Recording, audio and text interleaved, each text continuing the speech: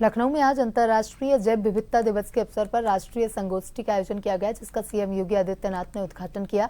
वहीं सीएम ने प्रदर्शनी का भी अवलोकन किया। कार्यक्रम को संबोधित करते हुए सीएम योगी ने कहा कि पर्यावरण को सुरक्षित रखना जरूरी है। पहले हर गांव आत्मनिर्भर होते थे, लेकिन अब आधुनिकता आई, जिससे कुछ चीजें बदल गई। सीएम योगी ने कहा, प्रकृति के करीब रहने वाला स्वस्थ रहेगा।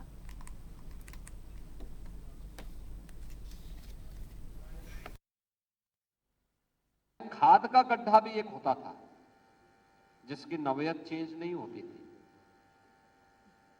खाद का गड्ढा है तो खाद का गड्ढा है। गांव का जितना भी सॉलिड वेस्ट होता था उसको लोग वहां खाद के गड्ढे में डालते थे और फिर साल भर में जब कंपोस्ट होता था फिर उसको वहां से निकाल करके अपने खेतों में उसको डाल देते थे। कंपोस्ट के रूप में गांव के अपने खेत में किसान उसका उपयोग करता था, गांव के लोग अपने खेतों में करते थे। अगली बार के लिए गड्ढा तैयार हो जाता था।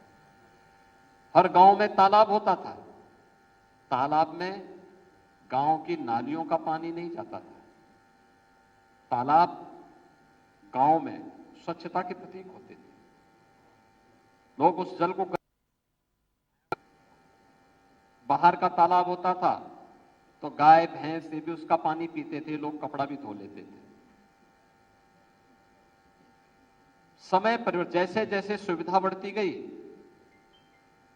हमने गांव के खाद के गड्ढे को भी कब्जा करवा दिया। खलिहान की भूमि पे कब्जा हो गया, गौचर भूमि पे भी कब्जा हो गया और गांव के तालाब को हम लोगों ने गांव के ड्रेनेज को उड़ेलने का एक माध्यम बना दिया।